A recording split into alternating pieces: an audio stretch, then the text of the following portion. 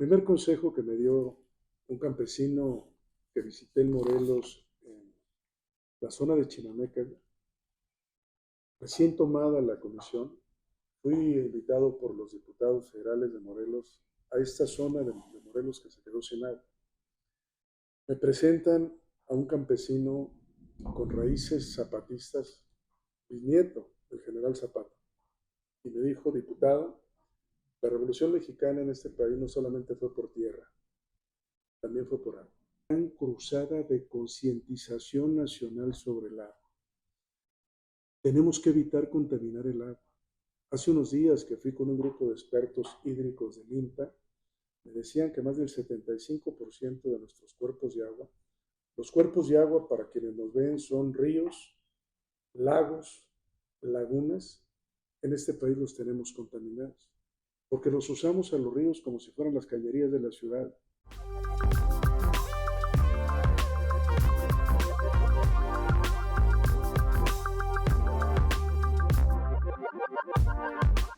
Rubén, qué gusto tenerte el día de hoy aquí con nosotros. Un gran gusto, Edgar.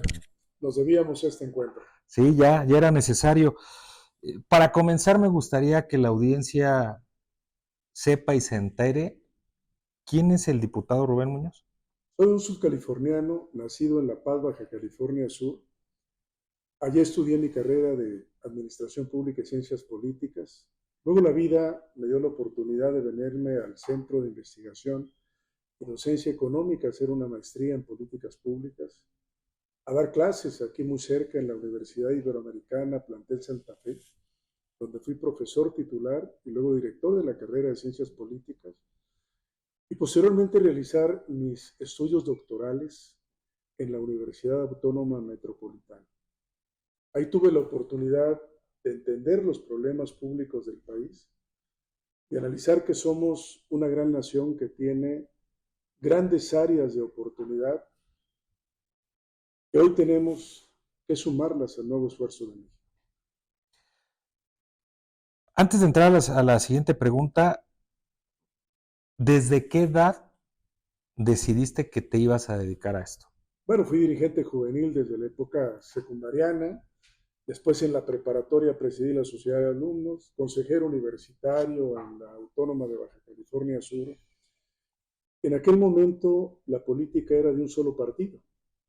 Yo fui parte del Movimiento Nacional de las Juventudes Revolucionarias y posteriormente me incorporo por la necesidad familiar a trabajar desde muy joven en el gobierno de Baja California Sur. Tuve la fortuna de conocer a un ser humano extraordinario, don Antonio Wilson González, que fue alcalde de La Paz, un hombre formador de generaciones de políticos. Me invitó a ser su secretario particular. Fue mi primera incursión en la política y aprendí esta vocación que es un arte, que es el arte de servir a los demás. Oye, Rubén, para la audiencia es muy importante, hoy como diputado federal presides una comisión. Yo creo que todas las comisiones le entregan algo a la sociedad y al país.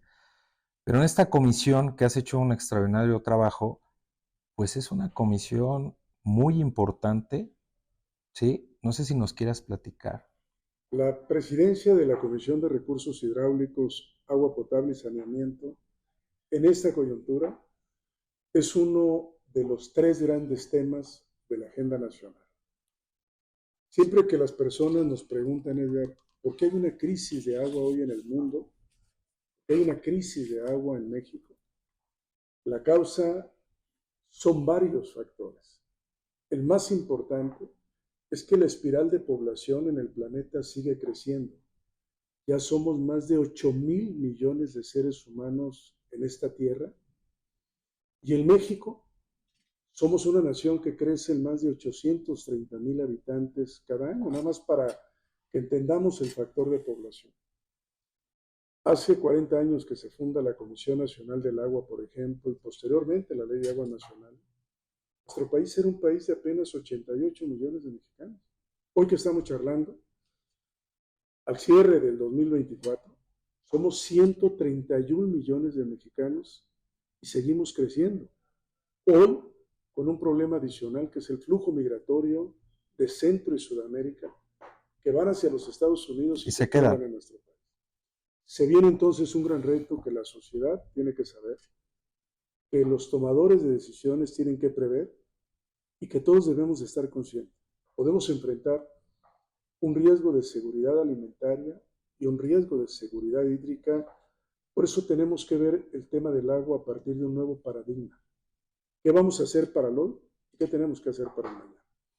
Hay algo bien importante, ¿no? Ahorita estabas comentando de la población y cómo ha ido creciendo y en el transcurso de la entrevista va a quedar muy claro que podemos salir adelante con voluntad, con algo de inversión y estar tranquilos en el tema del agua.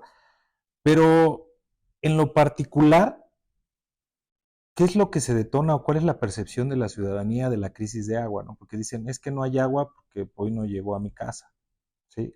¿Cuál es la percepción y cuál es la realidad de este enfoque de crisis de agua? La gran mayoría de la sociedad ve el tema del agua como un recurso dado. Dios nos manda la lluvia, pero no nos da la infraestructura en tuberías, presas, plantas de tratamiento, plantas potabilizadoras para llevarla a los hogares.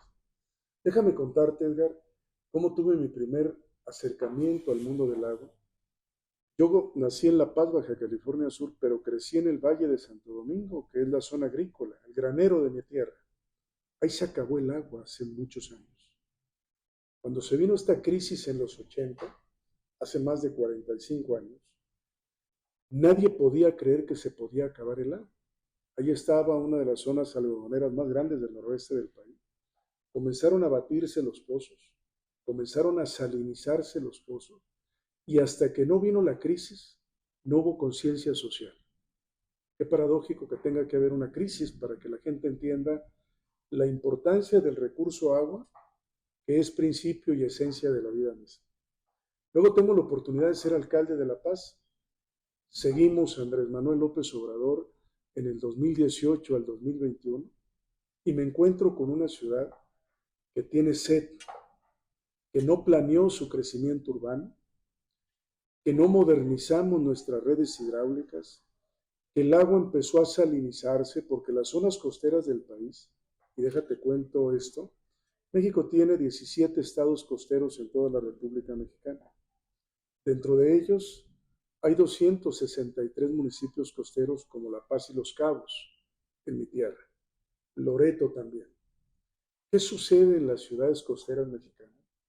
Hay una presión del mar al subsuelo, el fenómeno se llama intrusión salina, y no es otra cosa que cuando se saca el agua de la superficie peninsular, el agua del mar empieza a salinizar los pozos. Hoy tenemos un problema de alta salinidad en los pozos de consumo de agua a la población. Tiene solución. Tenemos que potabilizar el agua para que la gente vuelva a tomar agua de la llave. Llego a la comisión y hacemos 3 misiones en el Congreso. La primera, uno de los estudios más completos que no se habían hecho en el Congreso mexicano para saber qué le duele a México en materia de agua, cuáles son las alternativas de solución y cuánto cuesta. La segunda, trabajar de la mano con el gobierno federal para darle más presupuesto al agua. Y la tercera, dejar lista la iniciativa de ley para una nueva ley de aguas que este país necesita. Porque tenemos que cambiar las reglas del juego, porque el agua no le puede faltar a ningún mexicano. Y lo más importante es que sí existe una solución y también es importante que la audiencia sepa que estás hablando porque has caminado todo el país y donde se encuentran las necesidades de meterle tecnología para que podamos salir adelante en los temas de agua. O sea, estás hablando con conocimiento al 100%. El primer consejo que me dio un campesino que visité en Morelos, en la zona de Chinameca, recién tomada la comisión, fui invitado por los diputados federales de Morelos a esta zona de Morelos que se quedó sin agua. Me presentan a un campesino con raíces zapatistas, bisnieto del general Zapata, y me dijo, diputado, la Revolución Mexicana en este país no solamente fue por tierra, también fue por agua. Si usted quiere conocer el problema de agua, pregúnteles a los que más la usamos, que somos los productores mexicanos. Por eso me fui a un gran recorrido a conocer la mayoría de los 86 distritos de riego que tiene el país. En estos distritos, Edgar, se siembran las casi 30 millones de hectáreas que se siembran por temporal, cerca de 20 millones, y por riego rodado o riego tecnificado, lamentablemente lo menos, otras 10. De cada litro de agua que se produce en México, si yo te lo pusiera en 3 grandes cántaros, la totalidad de agua del país, el 75% se va a la agricultura para la producción de alimentos y bebidas. El otro 15% va a las ciudades mexicanas en los 2.474 municipios que tiene el país.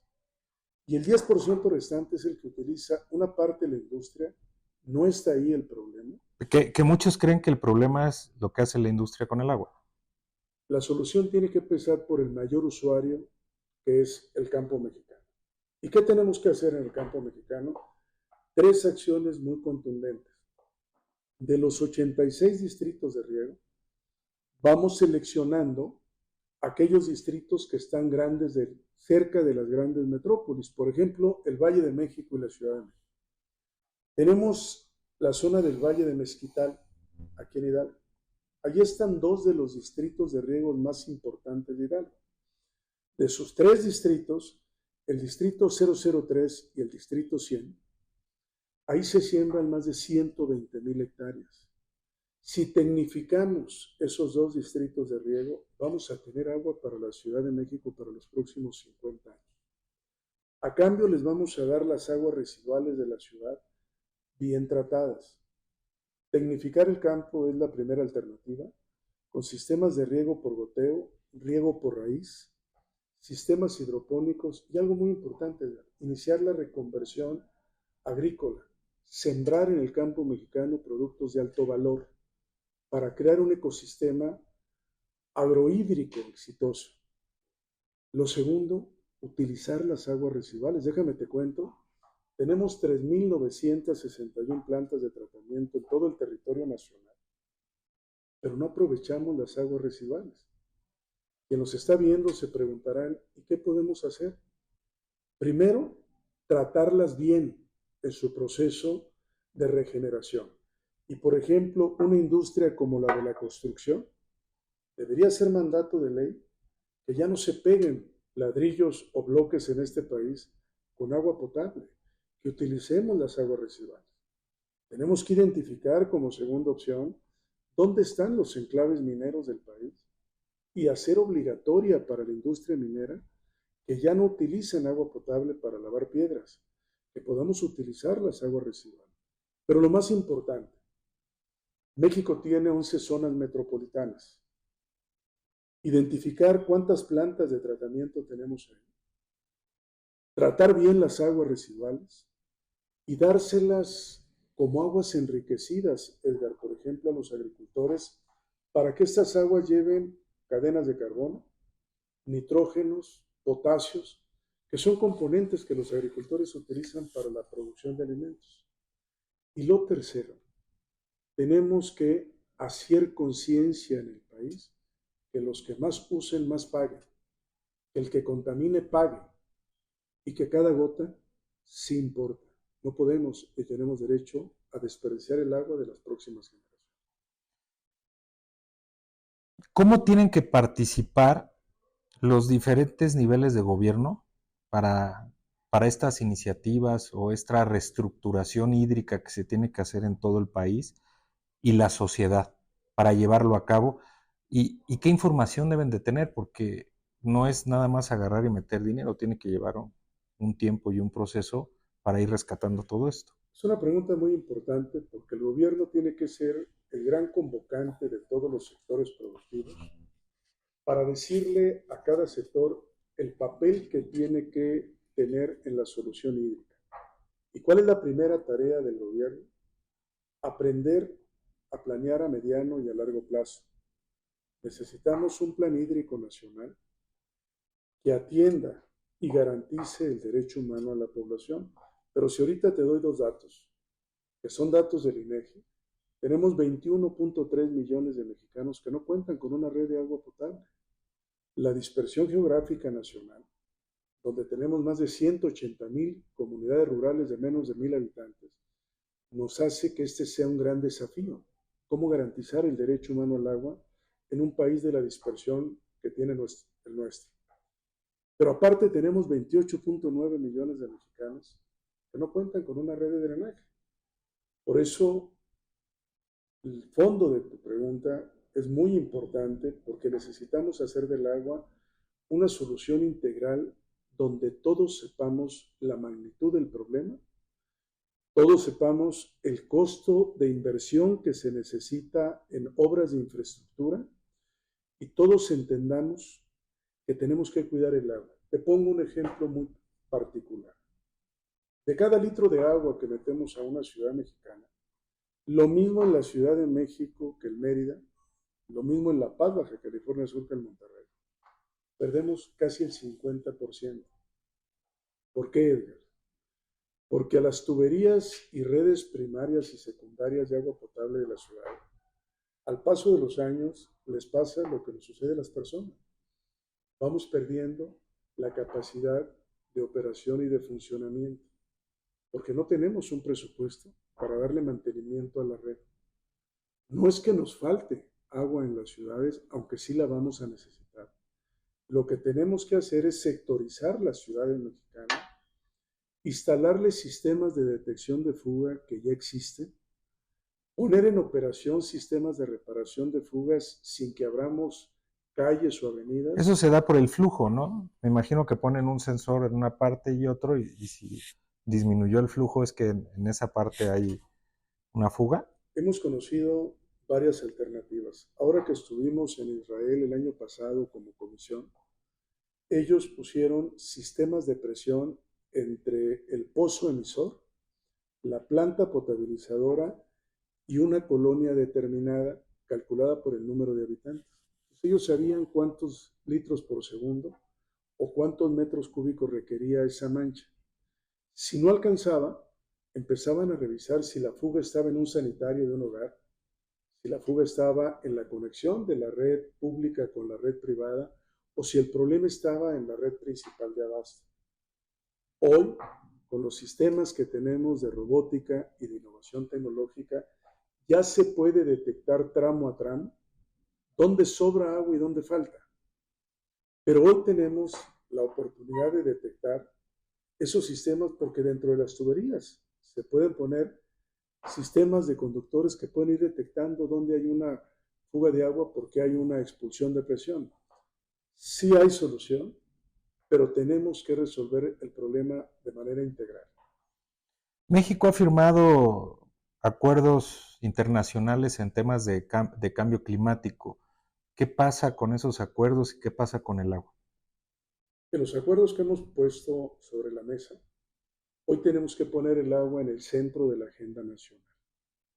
Porque este es un país, Edgar, donde los responsables del agua, por ejemplo, en los municipios mexicanos, hay 2.322 organismos y operadores de acuerdo a NEAS. El 99% de ellos está quebrado financieramente. ¿Por qué? Porque no hemos creado un servicio civil de carrera en los órganos operadores, porque no tenemos una licencia para ser funcionario de un organismo de agua. Y el agua es un recurso vital para la vida. El agua tiene que estar en manos de un grupo de profesionales que tenemos que certificar por instituciones mexicanas como la Universidad Nacional, el Politécnico, por universidades privadas incluso como el Tecnológico de Monterrey. En la Autónoma de Nuevo León están haciendo un esfuerzo con un centro de aguas, pero México tiene el Instituto Mexicano de Tecnologías del Agua aquí en Jiotepec, Morelos. Ese podría ser el organismo certificador para que quien resulte como alcalde certifique a quien va a administrar el agua, a quien va a ser su director de operaciones y su director comercial. Lo segundo, tenemos que crear un sistema nacional tarifario, porque tenemos la mayoría de las ciudades mexicanas con una tarifa subsidiada. Y ese subsidio lo que nos hace es ser ineficientes en tener recursos para mejor estructura.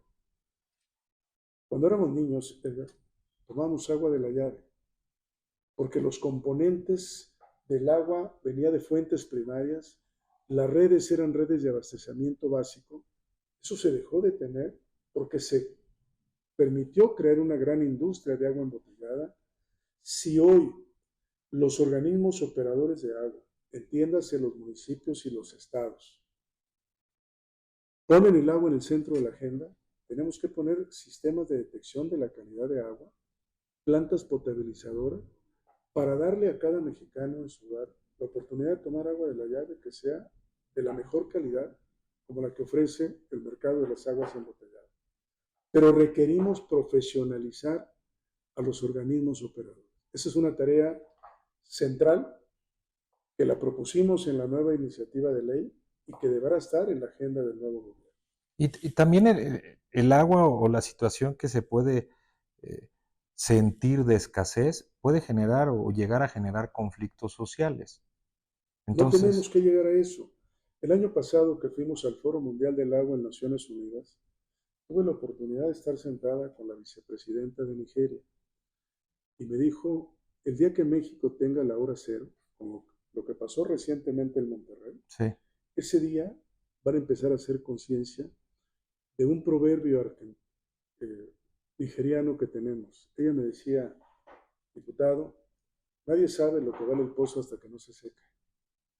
No tenemos que esperar a que eso suceda. Hace unos mes y medio, no más de 6 semanas, la capital de la República Mexicana, el Valle de México, estuvo a punto de un colapso hídrico porque enfrentamos los efectos devastadores de una de las peores sequías de los sequías. últimos 10 años. Empezó a llover Ya se y nos pareciera olvidó. que se nos olvida el tema. No, el problema ya está. Vamos a necesitar para los próximos 20 años 30% más de áreas sembrables para producir el alimento que van a necesitar nuestros hijos. Pero tenemos que resolver el problema de agua. Y paso a la solución. Solución número 1, tecnificar el 25% de los distritos de riego agrícola. ¿Por dónde empezaríamos? Por aquellos distritos de riego agrícola, módulos de riego y unidades que sean colindantes a las metrópolis, Claro. para garantizar el derecho humano a la población.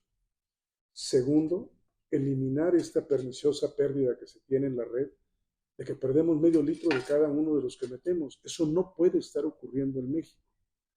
3, necesitamos revisar cuál es la infraestructura que vamos a hacer, que es las obras que no pueden esperar. Cuando revisé con los expertos, por ejemplo, el caso del Valle de México y la Ciudad de México, me hacían varias propuestas allá en la comisión. Tomar agua del pico de Orizaba, traérnosla a más de 270 kilómetros y construir un nuevo Cuchamala. Otro grupo me dijo, Rubén, si traemos agua del río Necaxa, que está a 171 kilómetros promedio de las zonas de almacenaje en la Ciudad de México, podemos traer agua de ese río que hoy está concesionado a un sindicato, el sindicato del SME y a una empresa que lo utilizan para generar energía eléctrica. Un segundo uso podría ser traernos a una planta potabilizadora de 171 kilómetros acá.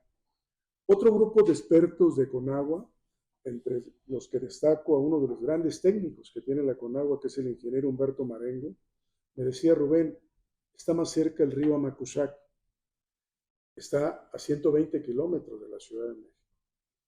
Y este otro grupo con el que estoy trabajando me dicen, está más cerca la solución Hidalgo. Tecnifiquemos el 25% de las hectáreas que hoy se siembran en Hidalgo, hagamos una batería de pozos que conduzcan el agua a una gran planta potabilizadora, iniciemos un programa de intercambio de agua, agua bien tratada para los productores de Hidalgo, con un gran trabajo, Edgar, de concertación social, donde les demos otros beneficios, aparte del agua, como la tecnificación a los productores, y le vamos a dar agua a la Ciudad de México por 50 años. Cuando revisé los números, me decían, el Cuchamala, que viene de 3 grandes presas principalmente, la presa del Bosque en Zitácuaro, Valle de Bravo y la presa Colorines en Villa Victoria, fue diseñado con una capacidad de 15 metros cúbicos por segundo. Ujú. Para la gente que nos está viendo, 1 metro cúbico de agua son 1000 litros de agua. Bueno, el Cutzamala está diseñado para 15,000 litros de agua por segundo. Esta solución de Hidalgo nos puede dar 20 metros cúbicos por segundo a la capital y poder resolver este problema que enfrentamos en la sequía y proyectar el crecimiento urbano ordenado. ¿Qué significa esto? Que tenemos que empezar a edificar hacia arriba las ciudades mexicanas, porque de esa manera podemos garantizar una mejor infraestructura de servicios. Y el agua tiene que ser el centro. Yo me acuerdo perfectamente, te hablabas cuando estábamos más chavos, hace como 3 días nada más, Pero ya llovió. ya llovió. Antes existían ciertas campañas que de alguna manera... Gota a gota, el agua se agota, ya ciérrale, entre Ujú. los que me acuerdo. Sí, para el tema de las cubetas que dijiste, que cuánto consumimos y cómo se va la proporción, ¿no? Pero también yo creo que es importante hoy con todo lo que estamos hablando, que se tiene que hacer una gran campaña de información de que hay solución y qué es lo que tenemos que hacer. ¿Cuánto tiempo se necesita para ir solucionando paso a paso, año con año? ¿Y cuándo vamos a llegar al punto de equilibrio? Porque si te estoy entendiendo bien, estamos hablando que tenemos la forma de arreglar, que vamos a estar bien si empezamos a actuar hoy en día, pero que además esta primera solución, por llamarlo de alguna manera, para tener agua en los próximos 50 años, a lo mejor va a ser un proceso de 10 años. Cuando menos. Entonces, ¿qué va a pasar? Pues el siguiente sexenio tiene que continuar con lo que se esté haciendo. Entonces, se tiene que generar un programa, una situación donde entendamos que es un bien social, un bien para México y no solamente un tema político o de campaña. Entonces, llegue quien llegue, tendrá que seguir con este proceso para llegar a esos 10 años o más años, como tú bien lo mencionas. Pero eso lo tenemos que saber todos. Acabo de regresar de China, Edgar, y cuando me invitaron a ese país, fui con una pregunta fundamental. ¿Cómo lo hicieron los chinos, que son 1,460 millones Nada de más. mexicanos, de De chinos, chinos. para También hay resolverlo? mexicanos, ¿ya? Algunos, menos lamentablemente, para resolver lo que los mexicanos todavía no podemos resolver. Y me contaron varias cosas. Ellos padecieron una gran hambruna en la época de los 70 que conmocionó a la sociedad china, porque murieron más de 40 millones de chinos de hambre. No había alimentos. Esa sacudida que afectó al Partido Comunista Chino, que pegó a la imagen de Mao, generó un cisma en el Partido Comunista, porque los grandes reformadores como Deng Xiaoping propusieron que había temas que no podían esperar, como el del agua y los alimentos. Hicieron el agua una responsabilidad absoluta del Estado. Aquí en México les conferimos las responsabilidades en el 115 a los alcaldes. Te daba el dato. El 99% de los organismos operadores están quebrados. Es el momento de comprometer a los gobiernos estatales y que asuma la rectoría absoluta del Estado mexicano. Primera alternativa. La segunda, lo planteas correctamente. Necesitamos un programa de concientización nacional con murales, con campañas, que nuestros artistas hagan lo que hicieron en Israel. Una imagen que me impactó cuando llegué a Mekorot, que es la empresa de agua en Israel. Me decían, ella es una de las actrices más famosas de Israel y se le estaba partiendo el rostro de De resequedad resequedad. porque decía, si nos falta el agua se acaba la vida. Y esa es una campaña que concientizó a la sociedad de aquel país. Lo tercero, reeducación nacional.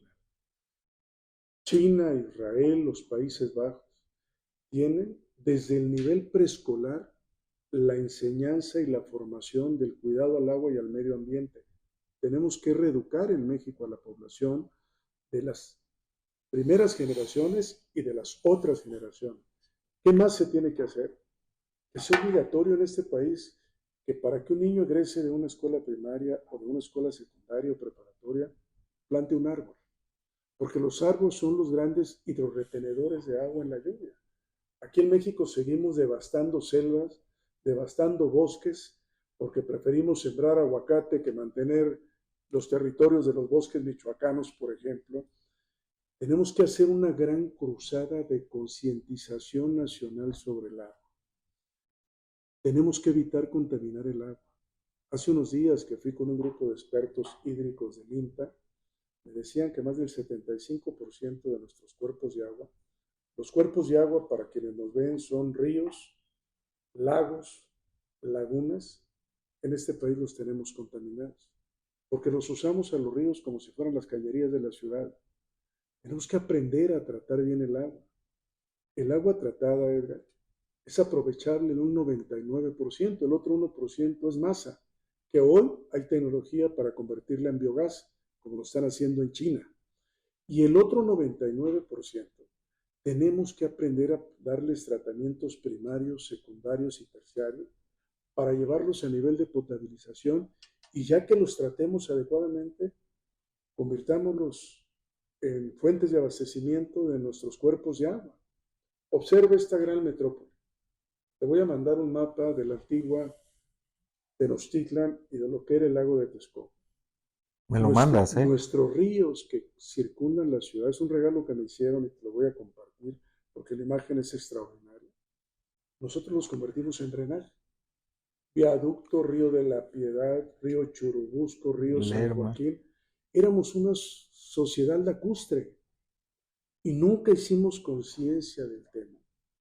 Y hoy tenemos que utilizar el concepto de agua como el nuevo concepto de desarrollo urbano. Planear a mediano plazo y hacer las inversiones necesarias año con año. En los últimos 25 años, el presupuesto de la Conagua nunca rebasó 25,000 millones de pesos. Por eso cuando llegamos al Congreso, planteamos una necesidad urgente de darle más presupuesto, porque era una gran paradoja que nos encontramos. Crecía la población en el país y decrecía el presupuesto. Gracias a Monterrey, acuérdate que en el agua también todo lo que sucede conviene, gracias a que vino la zona cero, de pronto, con una gran sensibilidad social, el gobierno del presidente López Obrador decidió triplicar el presupuesto de la Conagua y fue nuestra gestión de apoyo en el Congreso para pasar de 22,000 millones de 2021 a 68,000 millones de pesos que hoy tenemos. ¿Qué se hizo con ese dinero? El acueducto 2 del Cuchillo, que hoy le está dando agua temporalmente a la zona metropolitana de Monterrey. Eso no resuelve el problema de Monterrey, que va a seguir creciendo. El desarrollo del nuevo distrito de riego agrícola en Sonora para el pueblo yaqui, que era una promesa desde las épocas del general Cárdenas, uno de los actos de justicia hídrica más importantes que ha hecho un gobierno, lo hizo el presidente López Obrador. Detonar el nuevo distrito de riego agrícola Alejandro Gascón Mercado en Nayarit. Se van a incorporar más de 110,000 hectáreas para la producción de arroz y granos que el país necesita. La terminación de la presa El Zapotillo en Jalisco, que resuelve parte de la problemática de la zona metropolitana de Monterrey. Las presas Libertad en Nuevo León, que estaban abandonadas hace muchos años, o la presa Santa María, y un proyecto extraordinario para la zona lagunera. El plan Agua Saludable para la Laguna, que resuelve el problema de todo el corazón lagunero, porque como dicen allá, como la laguna ninguna, pero había una petición presidencial hecha a 5 presidentes anteriores, hasta que llega el gobierno del presidente, se invierten los más de 12,000 millones de pesos que lleva toda la obra de agua saludable para la laguna. ¿Esto qué significa? Que podemos estar satisfechos, pero no conformes. Falta mucho por hacer. Para finalizar, Rubén, ¿qué mensaje te gustaría dejarle a nuestra audiencia?